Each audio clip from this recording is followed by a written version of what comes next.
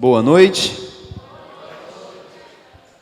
É muito bom, numa noite de domingo, vir à casa de Deus para adorá-lo, para louvá-lo, reconhecendo a bondade, reconhecendo que tudo o que temos e o que somos vem do Senhor. Eu convido você a ficar de pé para levarmos uma prece ao Rei dos Reis e Senhor dos Senhores.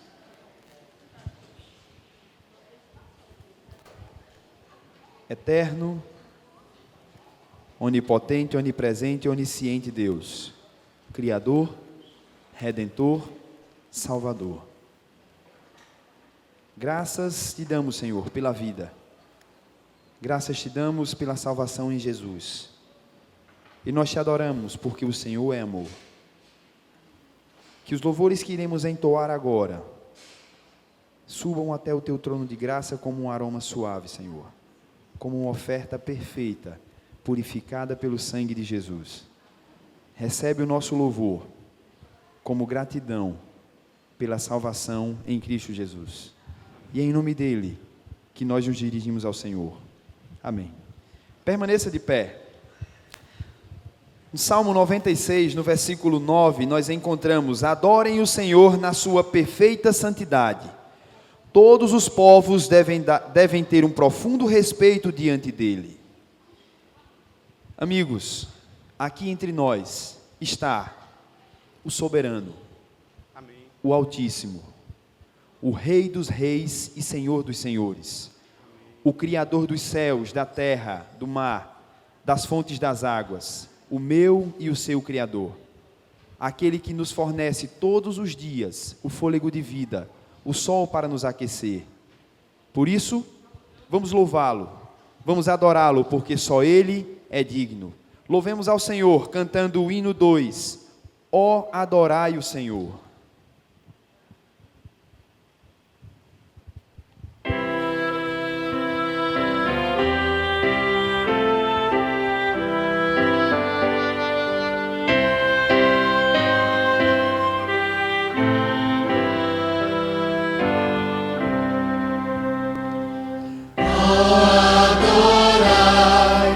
Senhor, na beleza da santidade, da glória e poder, vinde prostrai-vos à sua grandeza. Ele é o princípio e sempre há de ser. Vinde aos seus pés, ele é caridade, grande e piedoso, tardio em furor. Vinde adorá-lo por sua bondade, pela grandeza do seu santo amor.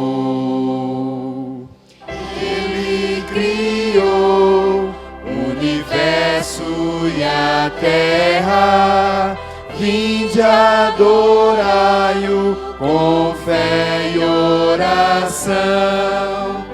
Límpida fonte de bênçãos encerra, fonte de graça e de redenção.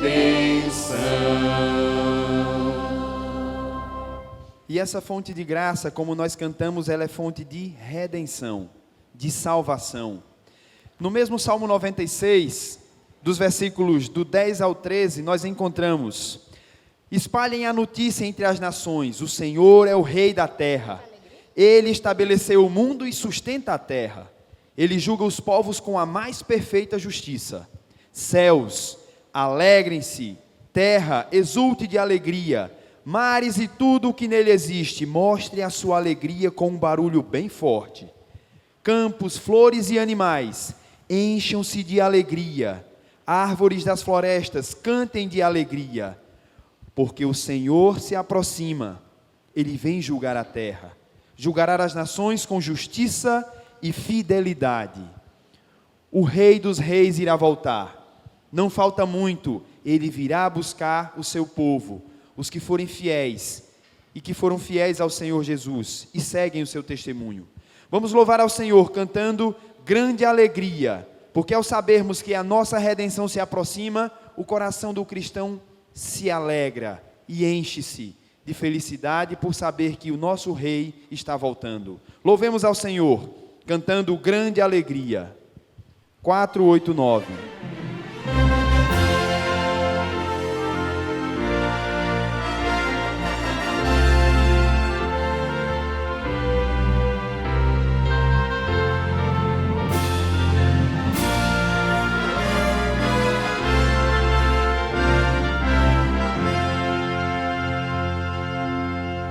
Grande alegria inundou meu coração ao descobrir que Cristo logo vai voltar. Grande alegria explodiu a emoção pelo que Cristo fez e faz pra me salvar. Olhando ao redor eu vejo a dor, pessoas sofrendo sem amor, comendo miséria para não morrer, tentando na vida não sofrer. Olhando ao redor eu vejo fé no mundo que quer mudar até, mas essa mudança nunca vai chegar senão quando Cristo retornar. Bem forte. Grande alegria inundou meu coração ao descobrir que Cristo logo vai voltar. Grande alegria explodiu a emoção pelo que Cristo fez e faz pra me salvar. Só as mulheres. Olhando ao redor eu vejo o fim de tudo que tem valor pra mim. Os sonhos da vida todos pelo chão, o mundo é só desolação. Os homens agora. Olhando ao redor eu vejo o céu fechado e coberto por um véu. O brilho do mundo então se apagou e a vida de Cristo então brilhou. Todos. Grande alegria inundou meu coração ao descobrir que Cristo logo vai voltar. Grande alegria explodiu a emoção pelo que Cristo fez e faz pra me salvar. Em Apocalipse, no capítulo 11, no versículo 15, nós encontramos: o sétimo anjo tocou sua trombeta, e houve vozes altas bradando dos céus: o reino deste mundo agora pertence ao nosso Senhor e ao seu Cristo, e ele reinará para todo o sempre. Vencendo, vem Jesus. Hino 152.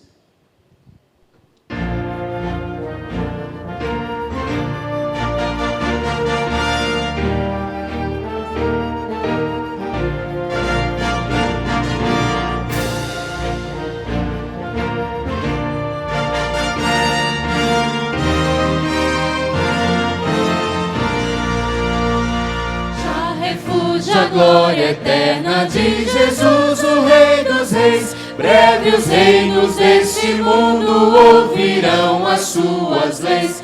Os sinais da sua vinda mais se mostram cada vez. Vencendo, vem Jesus. A igreja bem forte, glória, glória. Glória, glória, aleluia. Glória, glória, aleluia. Glória, glória, aleluia. Vencendo, vem Jesus. As mulheres. O clarim que chama os crentes, a batalha já soou. Cristo à frente do seu povo, multidões a conquistou. Os homens. O inimigo em retirada seu furor patenteou, vencendo. toda a igreja. Glória, glória, aleluia. Glória, glória, aleluia. Glória, glória, aleluia. Vencendo vem Jesus. As mulheres. E por fim entronizado as nações há de julgar, todos grandes e pequenos o juiz hão de encarar. Os homens e os remidos triunfantes em fulgor hão de cantar. Vencido tem Jesus. Todos bem forte.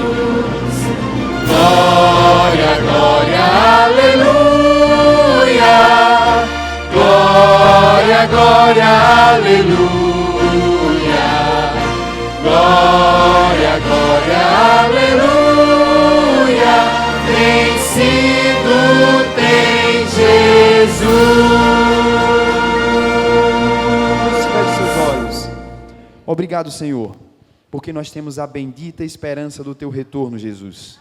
Espírito Santo, que todos os dias o Senhor renove em nós o desejo de ser fiel ao Senhor, ó Deus eterno, de permanecermos firmes na caminhada rumo à Canaã celestial.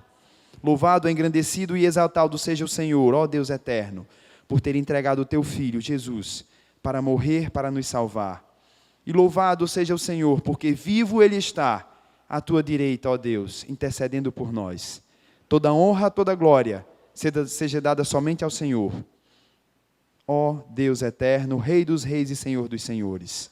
E em nome de Jesus que nós nos dirigimos a Ti. Amém. Podeis assentar.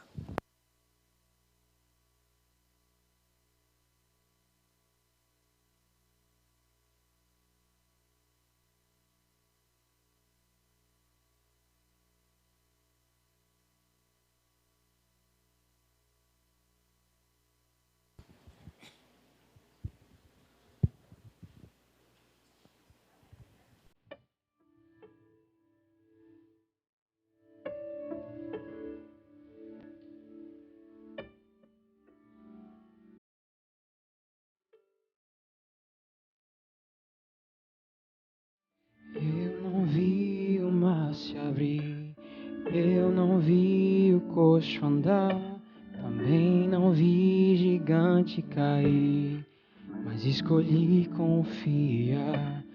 Eu não vi Jesus ressuscitar, também não vi o pão multiplicar, mas pela fé que o justo viverá. Muitos duvidam e zombam de mim, teu Deus não existe, não vai te ouvir, mas isso não vai me abalar. Pois a fé não consiste no que posso ver, mas creio que o impossível vai acontecer. Me ajude a crer. E se o mar não abrir e o faraó me alcançar, eu não vou desistir, não vou duvidar. E se o gigante não cair, se a fornalha me queimar, mesmo que eu morra aqui, sei que amanhã vou acordar.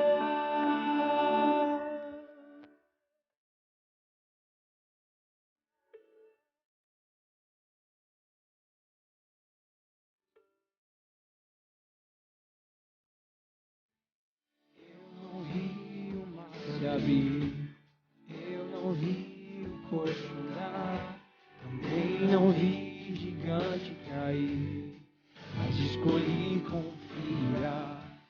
Eu não vi Jesus ressuscitar, também não vi o pão multiplicar, mas pela fé que o justo viverá.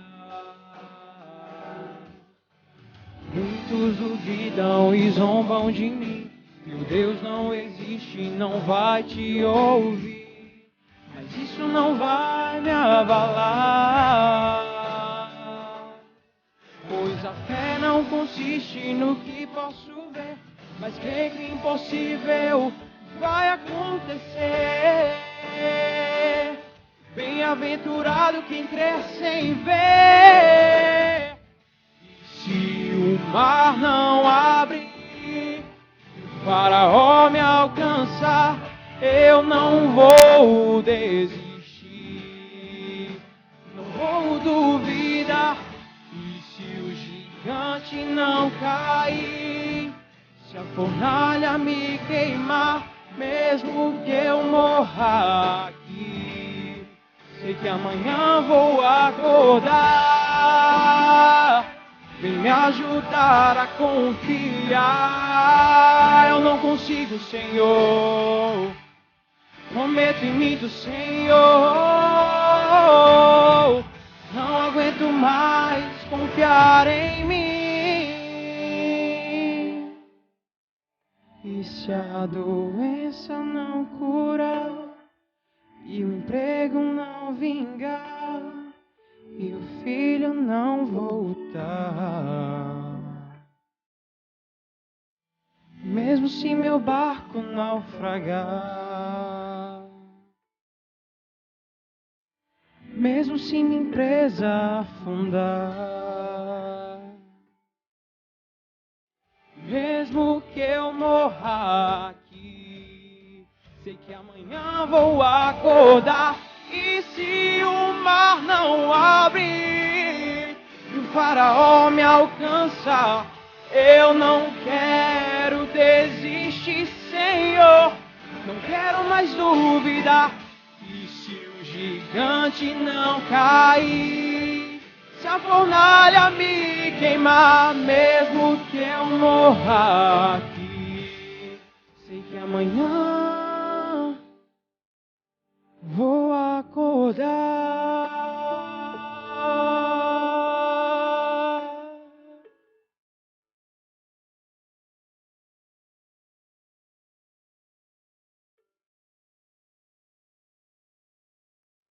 Amém.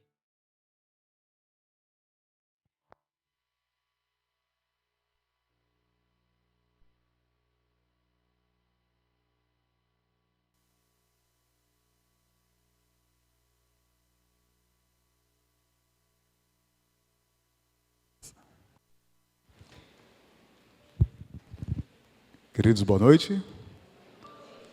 Sejam todos bem-vindos à casa do nosso Deus. Aqueles que vieram a convite de alguém, saiba que você é muito bem-vindo aqui, tá? Estamos muito felizes com a presença de todos e dos nossos convidados. A Bíblia, no livro de 2 Crônicas, capítulo 7, o verso 14, diz: se o meu povo que se chama pelo meu nome se humilhar e orar e me buscar e se converter dos seus maus caminhos, então eu ouvirei dos céus, perdoarei os seus pecados e sararei a sua terra. Amém?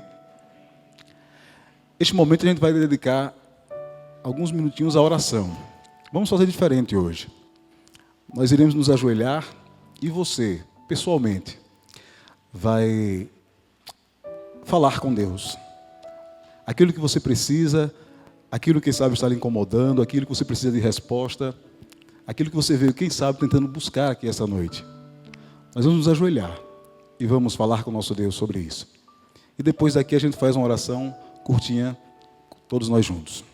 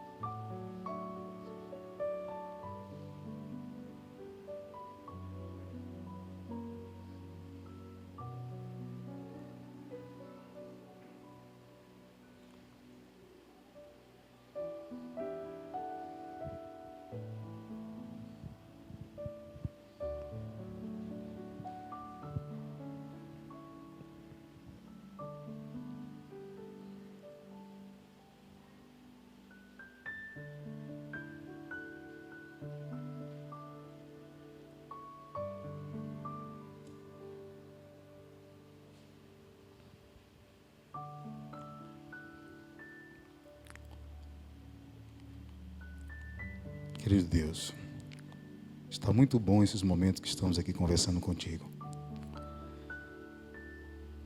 Desde já temos a certeza que estamos num bom lugar. E um lugar propício também para conversarmos contigo através da oração.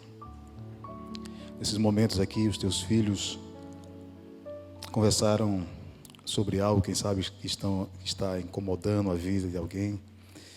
Problemas que têm que ser resolvidos, problema de saúde talvez. Todos esses pedidos, ou quem sabe agradecimentos, com certeza chegou aos teus ouvidos. O Senhor se inclinou para ouvi-los. E é nessa certeza de que somos abençoados, de que o Senhor nos ouve, Deus, é que neste momento também eu te peço que o Senhor atenda todos esses pedidos, que o Senhor resolva todos esses problemas, que o Senhor nos dê a paz, nos dê a tua orientação, a sensibilidade também de saber que o Senhor está nos ouvindo e que a tua resposta sempre é o melhor, que o Senhor sempre vai nos dar o teu melhor. Ainda que a tua resposta possa ser não, mas que nós possamos ser sensíveis a entender que com certeza esta é a melhor resposta. Permanece conosco nesses momentos que virão agora. Que o Senhor possa abençoar ao pastor Bruno, que ele possa falar, iluminado por ti, que possa preencher, quem sabe, o vazio que aqui quando entramos, viemos com ele, mas que esse vazio possa ser preenchido pela tua palavra. É o que te pedimos, agradecidos, em nome de Jesus. Amém.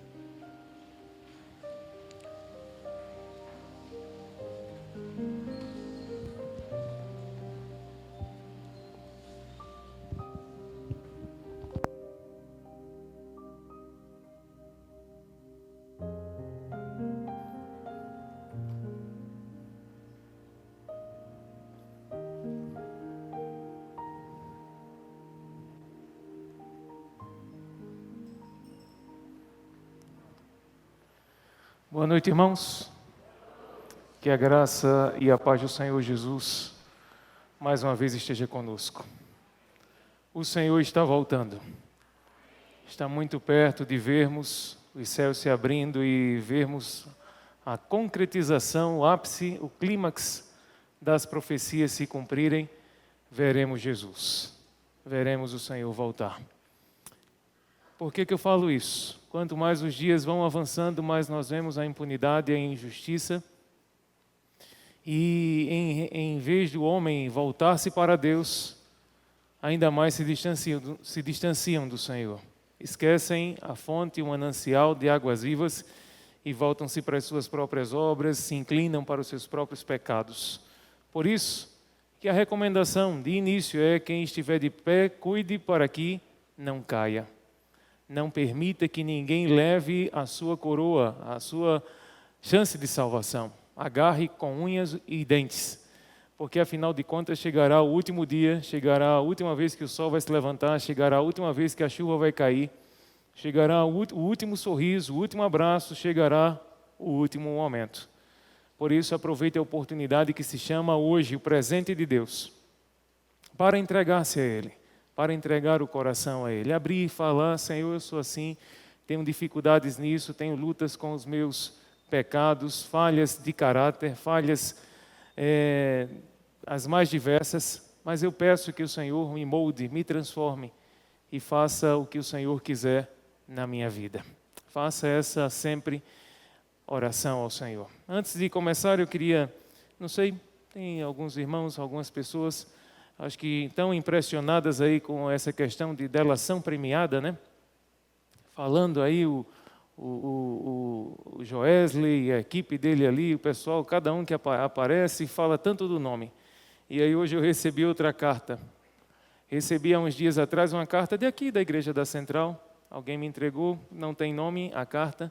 Eu não sei, pode ser que esteja ouvindo a pessoa, né? De repente eu estou dizendo, já dando a resposta, porque ela não deu nome, então tem que dar uma resposta pública. Ela citou, e aí ela falou de algumas situações que passou tal no passado, tudo bem. E aí quando foi agora, eu acho que animada nessa ideia de delação, ela citou o nome em uma lista. Delatou todo mundo. A fulano tem pecado assim, assim, assado. Eu quero dizer para esse irmão, para essa irmã, para quem digitou e escreveu, primeiro, que eu não sou o juiz Sérgio Moro, tá? Não sou o juiz Sérgio Moro para estar recebendo delação que não é nada premiada. Segundo, que você, meu irmão e minha irmã, ore porque você está fazendo a obra do outro anjo, tá? Você está fazendo a obra do outro anjo. Se você se sentiu injustiçado, alguma coisa aconteceu com você, ore, mas não acuse ninguém não. Busque de Deus a paz, busque de Deus a reconciliação, busque de Deus o caráter e a semelhança com Cristo, que com certeza as dificuldades suas, as suas falhas de caráter serão vencidas para a glória do Senhor Jesus, tá bom? Então fica a dica aí, não sei, vai que seja outra pessoa que você conhece, então já manda o recado para ela também, tá? Se tivessem gravado, ela gravou, né? Pronto, depois manda para ela também a gravação. Muito bem, vamos para o tema de hoje. Nós, domingo passado, estivemos aqui no encontro, né, de pais, casais, né? Era casais, de casais, muito bom, fantástico também, foi bem pertinente, bem oportuno para a nossa realidade, a nossa condição. Louvado seja Deus, então, pelo ministério, pelas ações realizadas na última semana e que realmente as famílias continuem, né? O maior desafio das famílias é permanecer continuamente no altar de Deus, mas que as famílias possam ter aprendido, extraído ali algumas lições também preciosas e viver isso. Cristianismo não é apenas eu vir para uma igreja religiosamente num sábado, num domingo, numa quarta-feira, ou me reunir com outros irmãos, apenas para ouvir, para consumir, né? Apenas para receber luz, mas ser uma folha morta. O cristianismo, ele recebe a luz do céu e ele brilha, ele transmite essa alegria, ele compartilha da alegria da salvação que ele recebe em Cristo. Então, desafio também as famílias a viverem este princípio. Desde já, nós temos um momento bem oportuno, está chegando aí nosso diretor da Escola Sabatina também, e eu já quero fazer o desafio para vocês. Nós temos esse mês de junho, julho, o momento de fazermos a nossa assinatura da lição da Escola Sabatina, do projeto Maná, como nós conhecemos. Há uns dias atrás, Paulo me deu uma informação que eu não vou compartilhar com vocês aqui agora, mas eu fiquei tremendamente triste com a informação que ele me deu em relação às lições da Escola Sabatina. Ele falou que numa igreja como essa temos um grupo pequeno de irmãos que tem a lição, não é nem assinatura, tá? Mas tem poucos irmãos que têm a lição e ainda mais os poucos que têm, nem todos estudam. Então vamos vigiar em relação a isso. Ela tem um propósito muito claro, acredito que ontem também, nos próximos sábados, o irmão Paulo e a sua equipe estará compartilhando, falando sobre a importância de termos a lição. E eu falo aqui não apenas para os pais, porque os pais pensam o seguinte: eu assino para mim e deixo a criançada assistindo o Netflix, deixo a criançada assistindo o YouTube, tá? Então, queridos pais, por favor, em nome de Jesus, faça a sua assinatura, economize uma pizza e faça também a assinatura do seu guri para que toda a família cresça na graça e no conhecimento do Senhor Jesus, tá bom? Vamos para o tema de hoje, né? Foram muitos comerciais, informes. Vamos lá, numa festa. Pastor, o senhor não já pregou esse assunto não aqui de festa? O senhor falou aí uns dias atrás. Quando lembra de festa, quando a gente fala de festa no Novo Testamento, a gente lembra de que festa? É aquela mesmo, né? Está na memória de vocês. Nós falamos há alguns dias atrás sobre ela, né? A festa de Jesus, a festa do casamento, em que Jesus vai e faz aquele milagre também da transformação da água em vinho. Só que a festa de hoje é uma festa diferente. Também é uma festa, só que seria uma festa aqui de um âmbito maior, uma festa nacional. É essa a festa de hoje. É uma semana antes. Essa festa ocorre uma semana antes de Jesus fazer a maior entrega. Entregar-se a si mesmo em benefício de toda a humanidade. Essa festa acontece na cidade de Jerusalém. E eu queria convidar vocês, e eu desejo convidar vocês a abrir a sua Bíblia em João. É o texto base de hoje, João 12. Abra a sua Bíblia no livro de João, João 12. João 12. Nós estamos agora, quando nós começarmos a ler, estamos inseridos, vamos acreditar que estamos inseridos dentro dos portais de Jerusalém. Estamos no centro religioso da maior nação religiosa também da sua época. Estamos no centro religioso da nação judaica. Milhares e milhares de pessoas se reúnem anualmente para fazer parte das principais festas da nação. Jesus No capítulo 12, ele acabou de sair de Betânia, onde ele havia ali ressuscitado Lázaro. E no capítulo 12 agora ele se dirige com Lázaro, com a sua comitiva, os seus discípulos também. E agora vão em direção a Jerusalém. Eles estão indo em direção a Jerusalém, conhecida então como a grande metrópole da fé. Era a caravana, e o livro de Salmos, daqui a pouco a gente vai falar mais um pouquinho sobre isso, fala sobre essas caravanas, esses momentos oportunos em que os que moravam um pouquinho distante faziam as suas romagens, as suas viagens em direção à cidade iluminada, a cidade do sol, a cidade de Jerusalém. Essa é a maior festa do povo judeu e ela representa a celebração da libertação do povo do cativeiro egípcio. Nessa época do ano, havia uma efervescência nas ruas de Jerusalém. Estrangeiros de toda parte invadiam tudo. Além dos estrangeiros, toda a cidade estava mobilizada. Os vendedores ambulantes ali. Tinha também as ovelhas nesse momento. Enquanto era nos dias normais, as ovelhinhas valiam R$1. Mas nesse momento, porque sabiam que quem viria sacrificar de fora, às vezes não traziam os animais, traziam dinheiro e compravam os animais à porta do templo. As ovelhas então sofriam uma super inflação, uma grande inflação mesmo. E ali a ovelhinha que valia R$1, nessa época agora valia uns 10, 20, 30, 40, 50 reais. Os historiadores dizem que praticamente ali também era a família de Caifás quem controlava todo esse comércio inflacionário das ovelhas, fazendo com que eles então enriquecessem ilicitamente. Nesse momento, além dos vendedores, tinha os mendigos, tinha também os romeiros de toda parte. É interessante que tem um salmo que você lembra dele, se você conseguir marcar sua Bíblia em João 12 e dar uma carreirinha lá em Salmo 121, você vai dar uma olhadinha num salmo bem conhecido, que é um salmo também de romagem, em que os filhos de Deus cantavam, aqui está Davi, se dirigindo também para a cidade de Jerusalém, para oferecer os seus sacrifícios. Né? Bem conhecido o Salmo 121, quando ele diz: elevo os meus olhos para os montes, de onde me virá o socorro? O meu socorro vem do Senhor, que fez os céus e a terra. Ele não permitirá que os teus pés vacilem, não dormitará aquele que te guarda. É certo que não dormita, nem dorme o guarda de Israel. O Senhor é quem te guarda, o Senhor é a tua sombra, à tua direita. De dia não te molestará o sol, e nem de noite a lua. O Senhor te guardará de todo mal, guardará a tua alma. O Senhor guardará a tua saída e a tua entrada, desde agora e para sempre. Amém. Imagina o povo cantando, saindo das cidades distantes onde estavam, e agora se dirigiam e cantavam: olha, leva os olhos para os montes, de onde que me vem o socorro? E outro grupo respondia: o meu socorro vem do Senhor dos exércitos, que fez os céus e a terra. Ele continua guardando o seu povo. Eu imagino a alegria, a satisfação desses filhos de Deus indo em direção a Jerusalém. Afinal de contas, já não estavam mais sob o jugo egípcio. Quem diz festa, diz alegria. Uma festa é ocasião para todos voltarem às despreocupações da juventude, ao dinamismo da adolescência, às brincadeiras da infância. Era um momento de muita alegria, também nostalgia, lembravam, reviam velhos amigos. E assim era essa festa da Páscoa no meio do povo de Jerusalém. E era esse o sentimento que invadia, que estava no coração daquelas pessoas, exatamente nesses últimos 7 dias de Páscoa.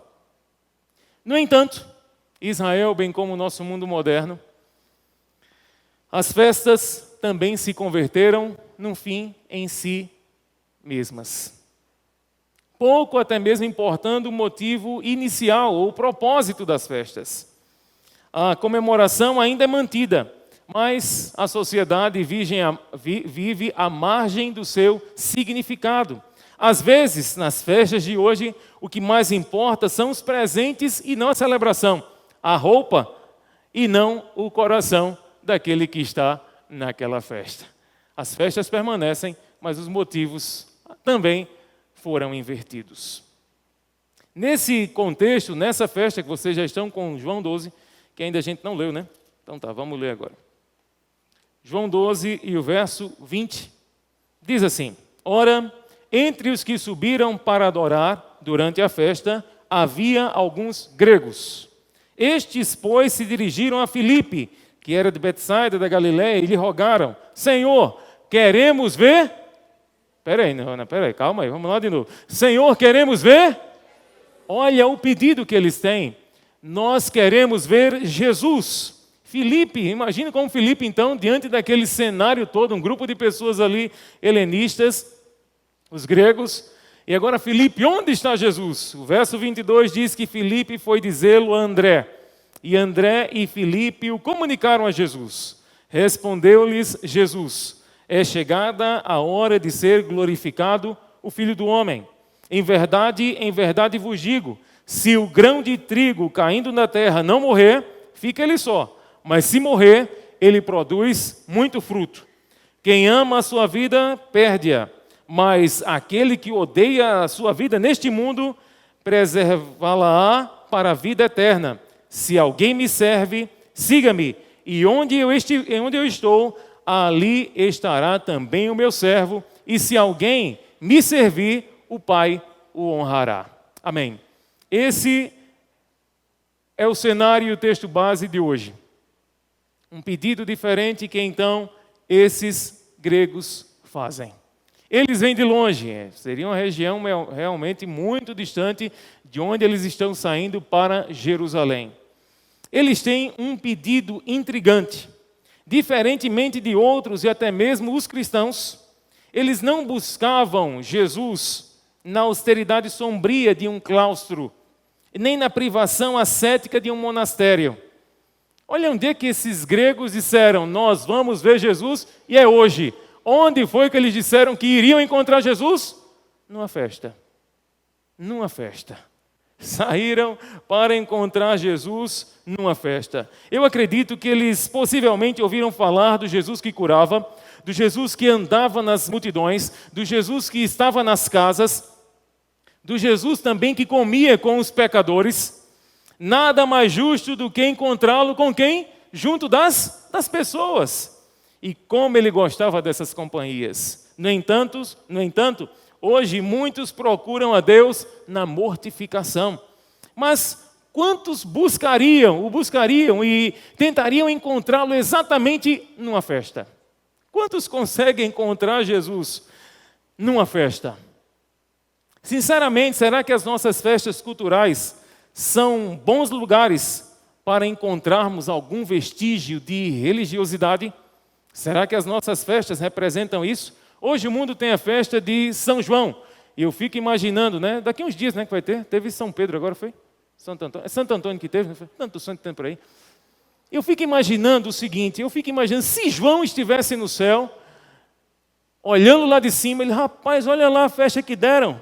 E o apóstolo Paulo do lado dele, né? Mas João, rapaz, e o nome dela é São João, em homenagem a ti, rapaz. Eles: nada disso que eu criei, nada disso que eu instituí. Aí eu pergunto, será que as nossas festas culturais, é cultura, é do povo, é a tradição. Será que as nossas festas são bons lugares para encontrar-se com Cristo? E eu digo uma coisa, para alguns irmãos, também não vou condenar as festas, tá? E as outras que podem surgir. Para alguns irmãos, e eles terão os seus motivos, espiritualidade só combina com reclusão, abstinência, severidade e aborrecimento, além de semblantes decaídos, vivem numa constante luta. Entenda bem, os gregos quiseram e foram para encontrar Jesus numa festa. Parece um lugar nada propício para encontrar uma imagem tão sagrada, uma pessoa tão consagrada como Jesus numa festa. Uma festa que já tinha até invertido também o princípio das coisas, que já não se comemorava nem tanto a Páscoa, e sim era a tradição pela tradição. Esses gregos saíram de lá para encontrar Jesus neste local. Outros irmãos, eu digo nos dias de hoje, desejam encontrar praticamente a Deus na mortificação, no silêncio, num claustro. É um Deus severo, é um Deus de cara trancada, aborrecido.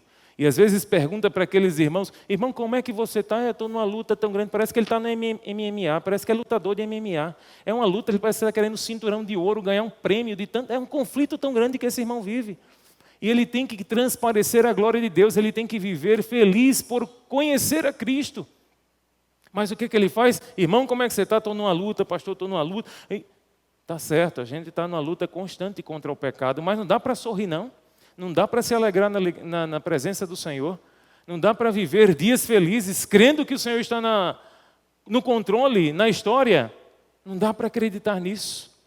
Esses gregos são intrigantes porque eles quiseram encontrar Jesus exatamente num ambiente tão diferente do que a maioria de nós buscaríamos. Quando encontraram Jesus e eles tiveram entrevista com o mestre, lhes interessou mais estar com Jesus do que qualquer outra cerimônia que o templo pudesse oferecer. E o pedido deles era esse: queremos ver Jesus. Queremos ver Jesus. Eu acredito que os gregos, insatisfeitos com a filosofia, com a sua cultura, com a liturgia também, sem vida já de Israel, eles, inteligentes e sensíveis, buscam algo para saciar a sua inquietação espiritual. Eles querem algo, eles não queriam apenas, não, eu ouvi falar de Jesus, eu ouvi, alguém já está tweetando, alguém já está mandando mensagem nos grupos aí a respeito de Jesus, mas não adianta, eu quero ver Jesus. Eu quero ver Jesus, eu caminhei tanto, sabia que ele poderia estar aqui, então nós viemos aqui, porque todo judeu vai se concentrar aqui em Jerusalém, e nós queremos ver Jesus. Esse era o desejo que eles tinham. E eles encontraram logo um dos seus seguidores aqui nas Escrituras, nós vimos que foi quem que eles encontraram? Foi Paulo, não foi isso? Foi Paulo, não foi? Foi ou não foi? Não foi, preste atenção no que está escrito. Eles encontraram primeiramente quem? Filipe. Eles encontraram Filipe. Os outros discípulos têm nomes hebraicos, a maioria deles tem nomes hebraicos, mas Filipe tem um nome grego, ou seja, eles procuraram alguém que eles poderiam ter uma certa familiaridade, alguém que tinha um nome semelhante ao deles. E eles encontraram a Filipe. De onde Filipe vem? Betsaida, que está aqui escrito, seria também uma região bem helenizada, ou seja, bem gregorizada, né, poderíamos dizer então. Os gregos haviam escutado falar de Jesus, fizeram uma longa viagem, assim como os magos estrangeiros, logo no início, no seu nascimento. Os gregos também vieram a uma semana da sua morte. Eles queriam vê-lo pessoalmente, falar com ele, descobrir quem ele era, conhecê-lo por si mesmos. Não queriam teorias, mas queriam olhar para Jesus. Eu fico imaginando que dá para sentir o frio na barriga que aqueles gregos, quando conseguiu falar com Filipe, Filipe falou com André, e agora Jesus chegou, é ele, nós encontramos o Messias, nós encontramos o prometido de Deus. Dá para imaginar que as palavras também fugiram da boca dos gregos ao tentar comunicar-se também com o Senhor Jesus. Desde então, até hoje, muitos quiseram e querem conhecer Jesus. Muitos quiseram e querem conhecer Jesus. Como os gregos, eles ouviram e ouvem falar de Jesus, mas, infelizmente, a nossa imagem, a nossa palavra se desgastou com o tempo. Desvalorizou-se muito, houve uma deflação forte. Agora milhares desejam vê-lo, mas onde que essas pessoas encontrarão o Cristo? Onde que essas pessoas encontrarão o Cristo? Talvez você diga, eles encontrarão Cristo na igreja. Bom caminho, mas não único. Talvez você pense em outros locais que essas pessoas ouvirão falar de Jesus, e realmente isso acontece. O Senhor disse no livro de Joel, e confirmado também por Pedro no livro de Atos, ele diz: eu derramarei o meu espírito sobre toda a carne. Ele não disse que derramaria o seu espírito apenas sobre os eleitos. Ele não disse que derramaria sobre só os santos. Mas ele disse: eu derramarei o meu espírito sobre toda a carne. As pedras estão clamando. Deus está enviando a manifestação suprema do seu espírito para abalar o mundo, para mexer com as estruturas da sociedade. Recentemente eu ouvi um testemunho de alguém que disse que nos últimos anos, para você ter ideia, tem se convertido mais islâmicos, muçulmanos ao cristianismo do que todos os 1.600 anos do islamismo. E sabe como tem sido a conversão desses irmãos islâmicos? Sabe como tem sido? Eles recebem sonhos com o Senhor. Eles veem em Jesus. O Senhor então apresenta para eles a Bíblia Sagrada. Eles então acordam ali impressionados com os sonhos que eles estão tendo. E as igrejas nessas regiões estão crescendo porque o Senhor está chamando os fiéis da terra para fechar a conta e voltar para buscar o seu povo escolhido. Deus está voltando, Jesus está voltando. Os diversos meios Ele está utilizando. As diversas maneiras. Mas uma das maneiras que o Senhor quer e que Ele deseja responder o pedido dos gregos. Eles querem ver Jesus. E onde eles encontrarão Jesus? Será que nos bancos frios de uma igreja? Será que irmãos que fofocam, difamam, falam a respeito dos outros? Onde que eles encontrarão Jesus? O Senhor disse, olha, se vocês permanecerem em mim, vocês farão obras como eu faço. Jesus quis reproduzir Jesuses. Não sei se seria esse o plural, mas Ele quis reproduzir Jesuses. Em quem? Em mim, em você.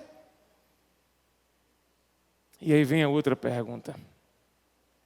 Será que aqui eu mesmo, hein? Falando de você não, mim.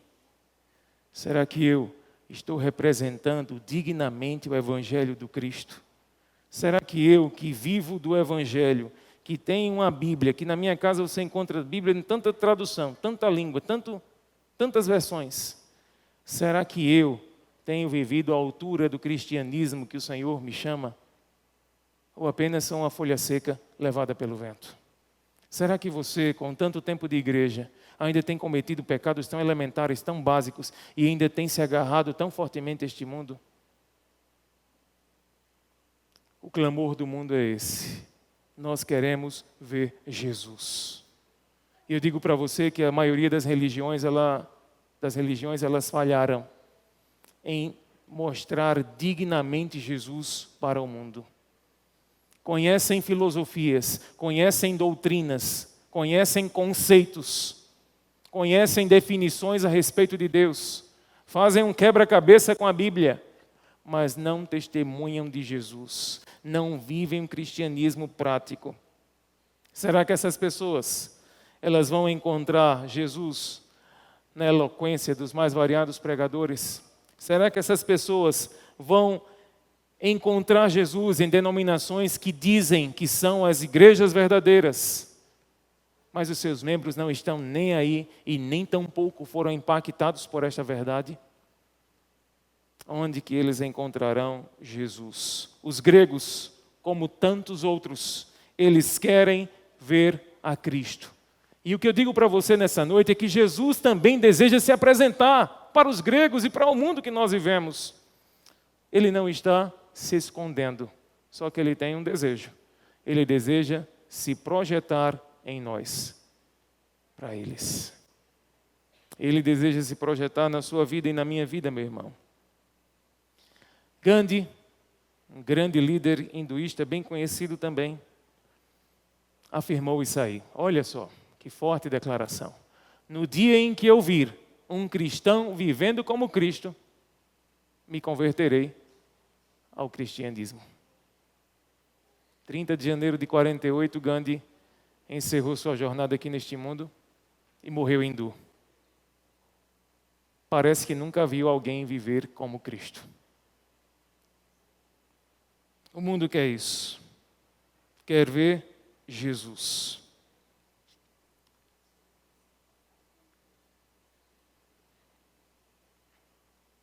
É impossível que o nosso viver cotidiano não revele as nossas crenças. Esse escritor por nome de Roberto Badenas.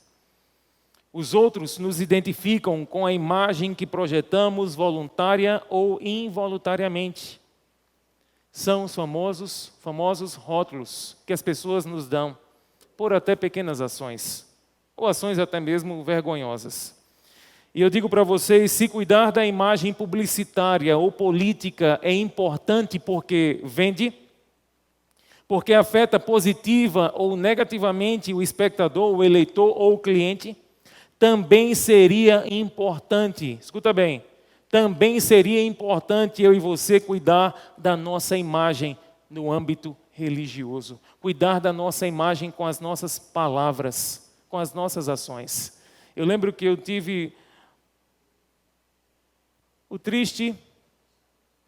a triste menção, recebi, alguém compartilhava e disse assim, aquela pessoa é da tua igreja? Eu digo, é tanto tempo. Eu digo, rapaz, a gente vai descobrir um dia desse, porque onde ele trabalhava, com quem ele se relacionava, em nenhum momento ele deu a entender que era cristão.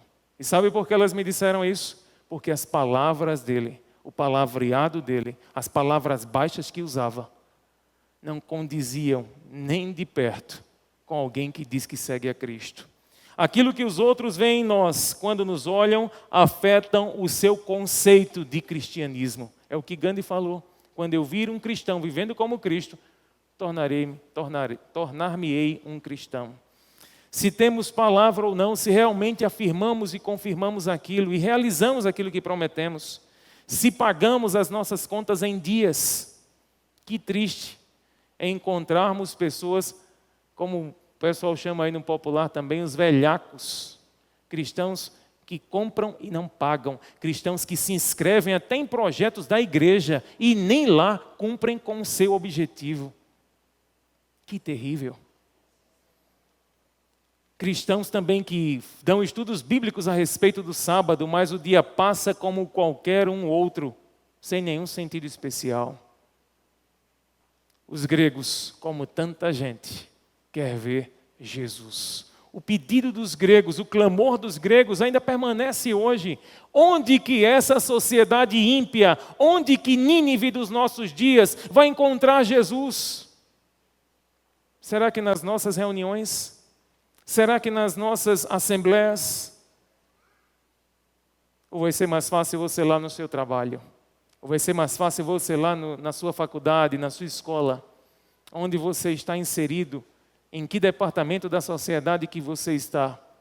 É lá onde o mundo quer ver Jesus. É lá onde as pessoas querem encontrar Jesus. No entanto, usamos máscaras. Para alguns cuidar da sua imagem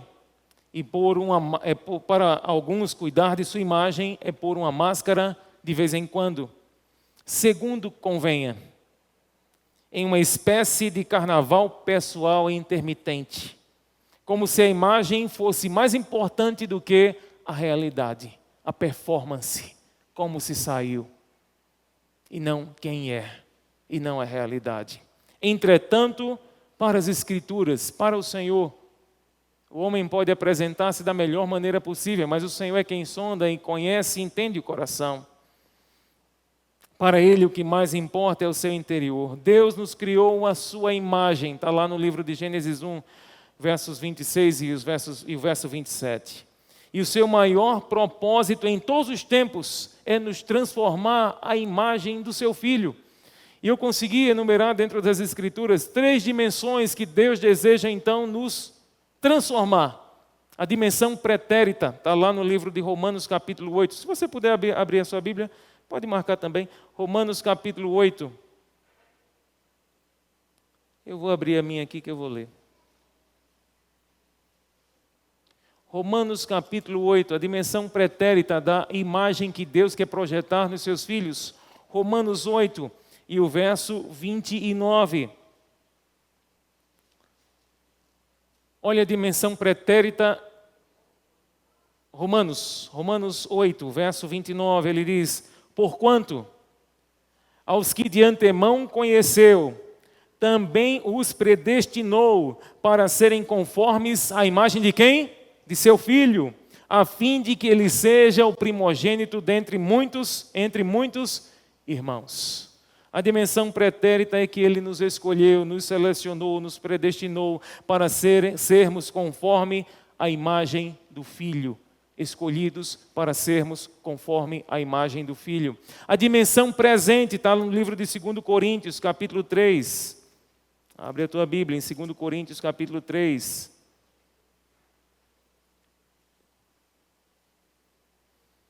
Aquela estava no passado, agora no presente. 2 Coríntios 3.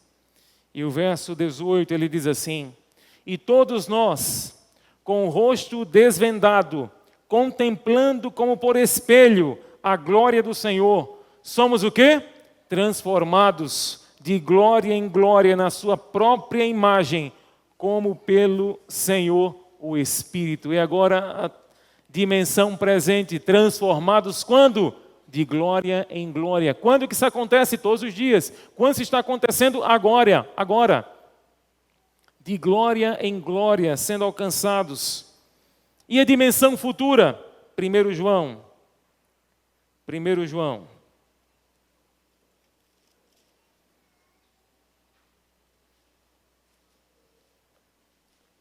A dimensão futura dessa transformação à imagem de Deus.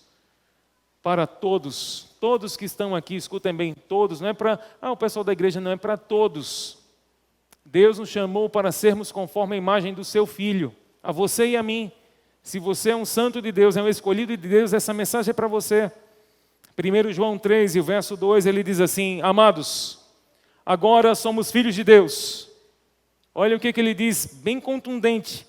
Amados, agora somos filhos de Deus, e ainda não se manifestou o que haveremos de ser. Sabemos que, quando Ele se manifestar, seremos semelhantes a Ele, porque haveremos de vê-lo como Ele é. Amém? 3:2 de 1 João. O futuro, passado, presente e o futuro. Não perfeitos, mas em transformação de glória em glória.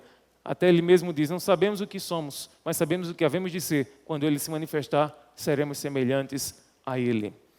Ou seja, por fim, que nos deixemos marcar por ele tão plenamente, que a nossa imagem acabe projetando a dele. Acabe projetando a dele. Se não refletimos a Cristo, é porque nós não o contemplamos. Tem pessoas que dizem, mas eu queria ser tanto ali como fulano. Talvez o que você está almejando da vida dos outros, talvez não, com certeza, o que você está almejando na vida dos outros, Deus pode lhe dar maior e melhor. Se você agora dedicar tempo para o quê? Contemplar a Cristo. Há um livro que se tornou um filme também, bem conhecido, talvez alguns de vocês já tenham assistido, o nome é Em Seus Passos, o que Faria Jesus. Realmente, tem situações que a Bíblia não tem informações ali para tudo. Por exemplo, a Bíblia fala sobre imagens de WhatsApp? Não, mas o princípio está lá. O princípio está lá. Ela não vai responder a todas as suas inquietações modernas, mas os princípios de como viver nesses últimos dias, ela vai ensinar sim.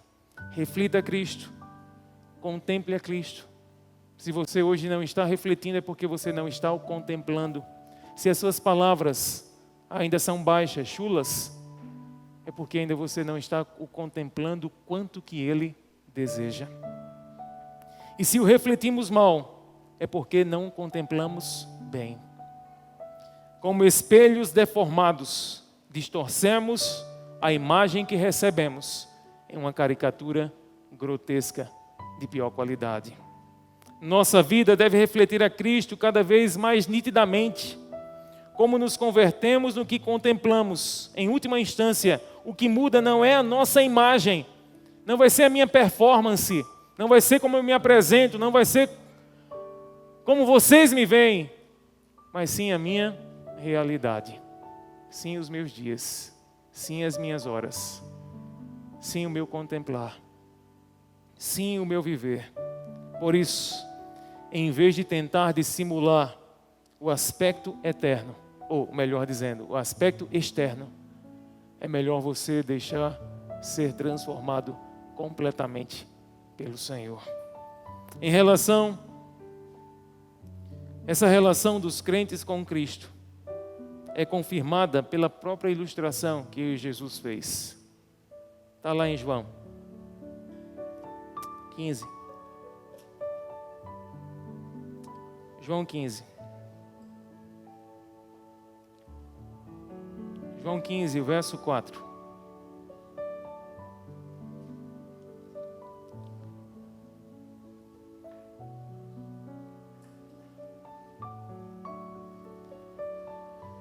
João 15, verso 4, ele diz assim: permanecei em mim, e eu permanecerei em vós.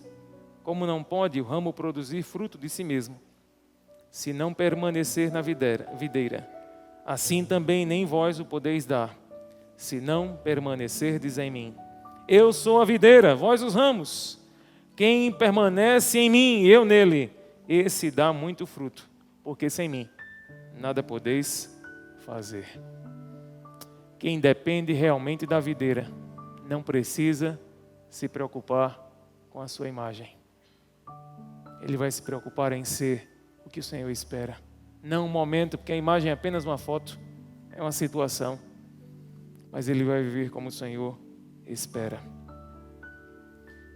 Os reais seguidores de Cristo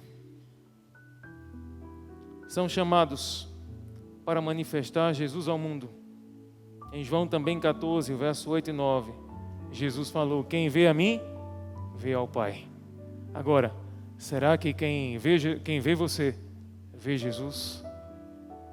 Será que as suas palavras, será que o seu testemunho, será que as suas roupas, será que seu estilo de vida saudável testemunham do Cristo? Que você pode dizer, como Paulo diz em Gálatas 2:20, já não vivo eu, mas Cristo vive em mim. Será que o seu trato com o seu esposo, com os seus filhos, a palavra que você usa com eles, sairiam da boca de Jesus? Será que o jeito que você trata sua mãe e seu pai também são aprovados pelo céu? Será que a sua honestidade diante dos documentos que você tem que assinar são guiadas pelo Espírito? Os reais seguidores de Cristo devem ser o testemunho vivo do Cristo, do cristianismo aqui na terra, para calar a boca de muita gente. Não por ser uma imagem gritante, mas por ser uma realidade, uma vida que testemunhe dignamente o nome do Senhor Deus. Nós manifestamos Jesus ao mundo. O livro de João 14, verso 12 diz: como que eu manifesto Jesus ao mundo? Em verdade vos digo que aquele que crê em mim fará também as obras que eu faço, e outras maiores fará, porque eu vou para junto do Pai. Nós manifestamos Jesus ao mundo, fazendo o que Ele fez. Será que a sua vontade é a mesma de Cristo? Será que o seu coração pensa como o dele? Ou você tem outras aspirações?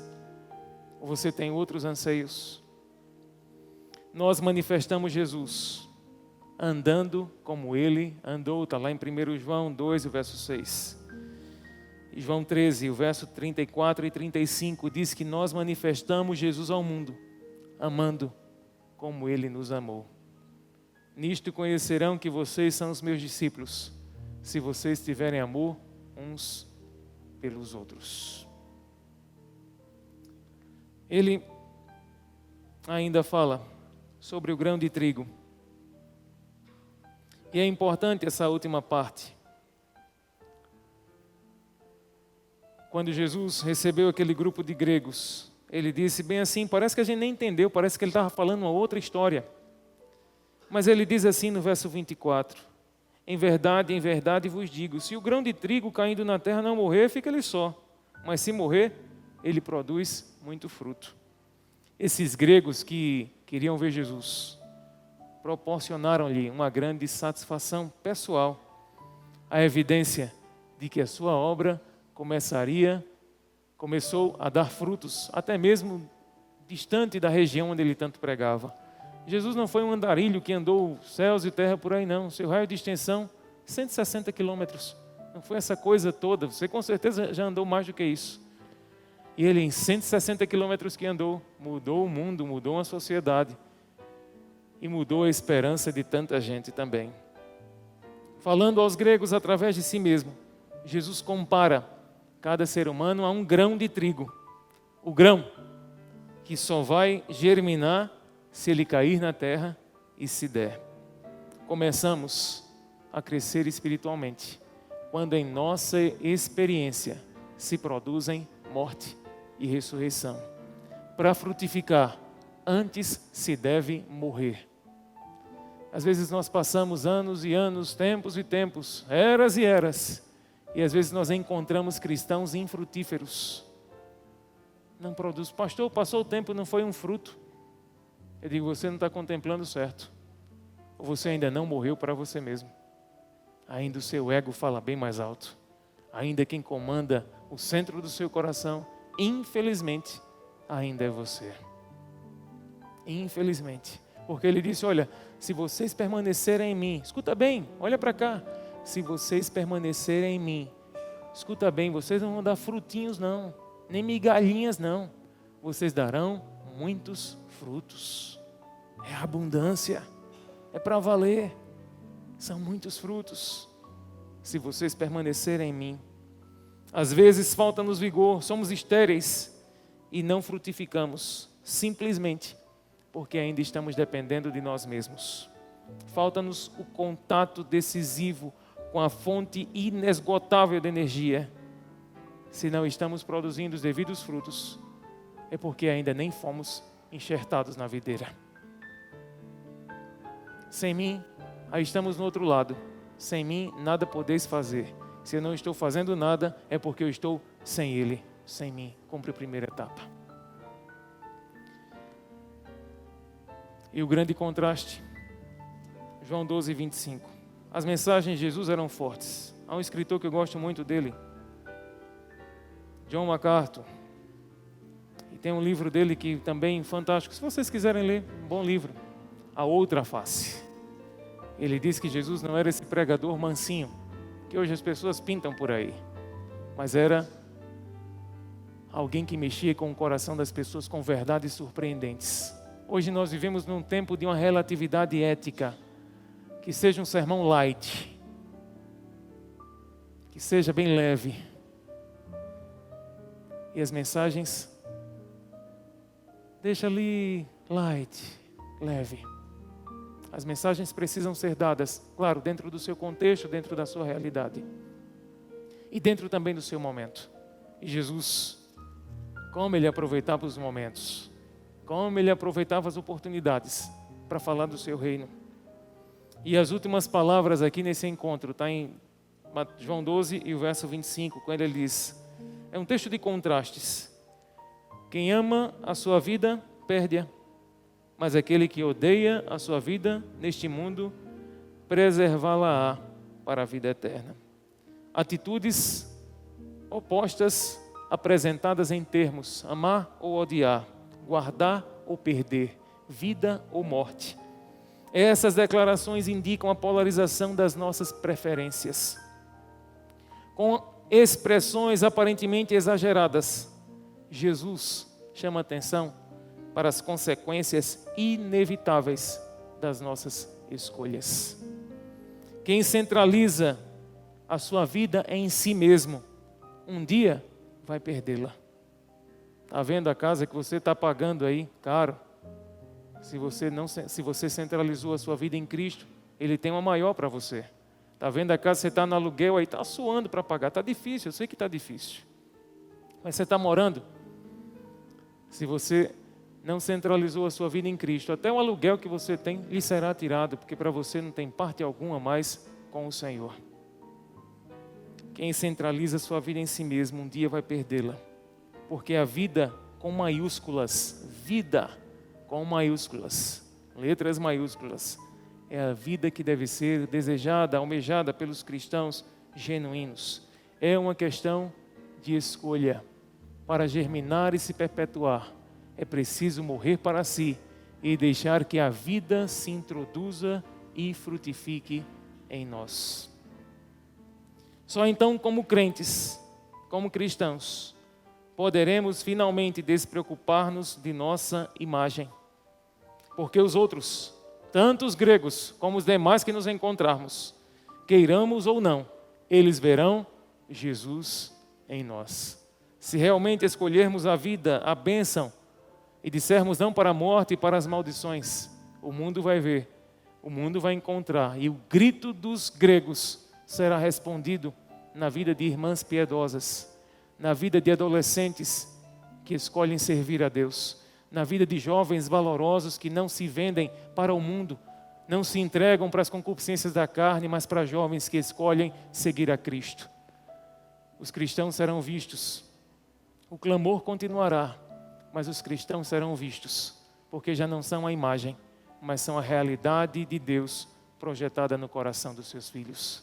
Deus chama a mim e a você para se levantar como uma geração, para se levantar como um povo, que saia numa alegria, numa vontade, num desejo tão forte, que quem sabe alguns projetos pessoais sejam deixados de lado, que quem sabe alguns sonhos a serem realizados também sejam deixados para um segundo plano, porque o maior sonho do seu e do meu coração seja, quando o mundo clamar, queremos ver Jesus, eu quero ser a imagem de Jesus, eu quero ser o testemunho de Jesus, eu quero ser a mão de Deus, eu quero ser a caneta de Deus, eu quero ser o que o Senhor deseja que eu seja na minha geração.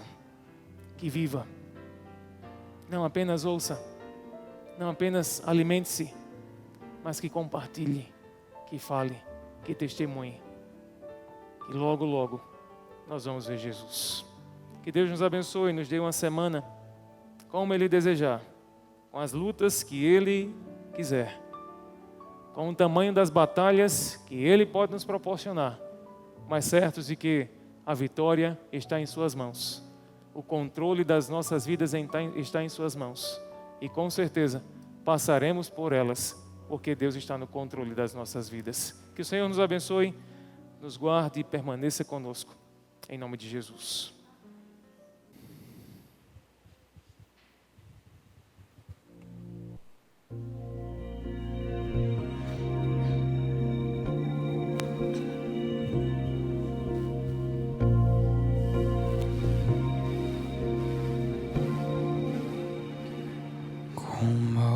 Malfeitores morreu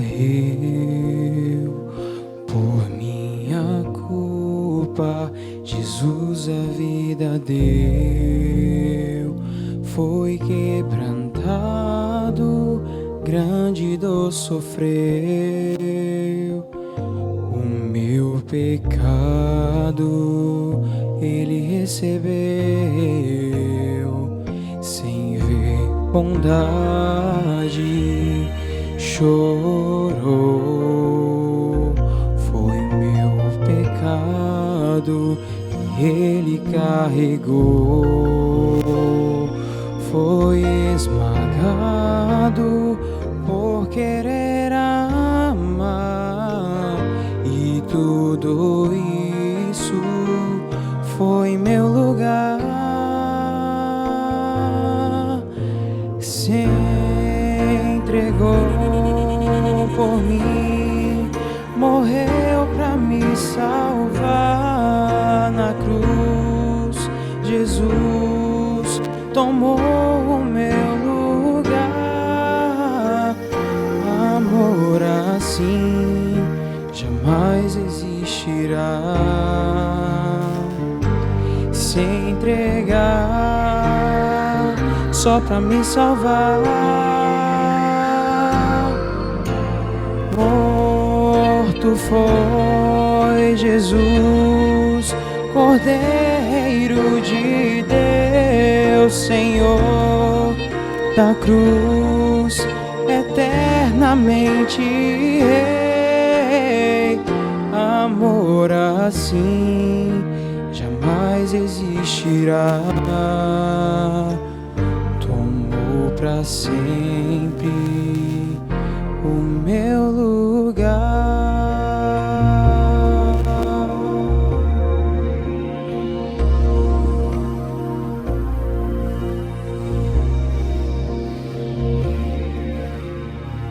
Com malfeitores morreu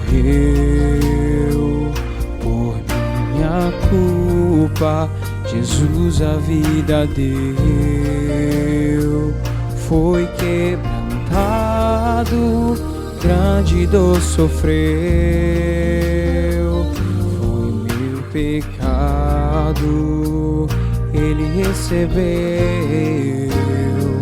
Sem ver bondade, chorou. Foi meu pecado e Ele carregou. Foi esmagado por querer amar, e tudo isso foi meu lugar. Se entregou por mim, morreu pra me salvar. Na cruz Jesus tomou o meu lugar. Amor assim jamais existirá. Se entregar só pra me salvar. Morto foi Jesus, Cordeiro de Deus, Senhor da cruz, eternamente rei. Amor assim jamais existirá. Tomou pra sempre o meu lugar. Morto foi Jesus, Cordeiro de Deus, Senhor da cruz, eternamente rei. Amor assim jamais existirá. Tomou pra sempre o meu lugar. Amor assim jamais existirá. Tomou pra sempre o meu lugar.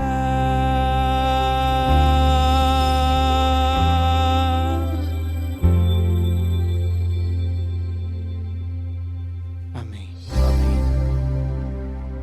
Vamos orar. Pai Celestial, esse hino expressa a gratidão que está no nosso coração, porque seríamos incapazes, insuficientes, totalmente desprovidos para alcançar uma graça tão imensa quanto o Senhor nos deu por meio de Cristo. Talvez alguns dos nossos irmãos tenham vindo aqui esperando uma resposta do Senhor, esperando um problema ser resolvido, esperando, grande Deus, uma intervenção da tua parte. Talvez o Senhor não intervenha. Talvez o Senhor não dê a resposta agora para essa situação específica. Mas com certeza, amor como o Senhor tem por nós, não encontraremos em nenhum outro lugar. Não encontraremos em nenhum outro Deus. Não encontraremos em nenhuma outra filosofia, em nenhum outro pensamento. Porque amor como o Senhor tem por teus filhos é imenso, é intenso, é sem palavras para descrevê-lo. Por isso, Senhor, em gratidão e reconhecimento a este amor, quando o mundo se levanta para questionar, queremos ver Cristo. Eu e este teu povo, eu e a tua igreja, desejamos levantar as nossas mãos e dizer, não apenas por palavras, mas sermos testemunhos, sermos o espelho de Deus, sermos o Cristo que as pessoas esperam encontrar, fazer as mesmas obras que o Senhor fazia, se compadecer das pessoas como o Senhor se compadecia, ter as palavras pontuais na hora certa, como o Senhor também tinha. Ensina-nos, Senhor, Ensina-nos a ser como o Senhor é. Ensina-nos a ter a paciência do Senhor. Ensina-nos a amar como o Senhor amou. Ensina-nos a andar os nossos dias com os pés na terra, mas os olhos no céu. A despeito das nossas lutas, as fraquezas, quedas, tropeços, mas ensina-nos a olhar para o amanhã e ver com esperança que o nosso Deus e a nossa redenção se aproxima. Toma o teu povo, grande Deus, em tuas mãos. Abençoa-os com toda sorte de bênçãos que o Senhor tem. Oramos, crendo que somos ouvidos, que essas palavras não ficam apenas no teto, mas essas palavras estão sendo escutadas pelo Senhor, não porque tenhamos algum mérito, mas porque Jesus Cristo veio e Ele disse: tudo que vocês pedirem a meu Pai, eu farei. É pela fé nele que oramos, em nome de Jesus. Amém.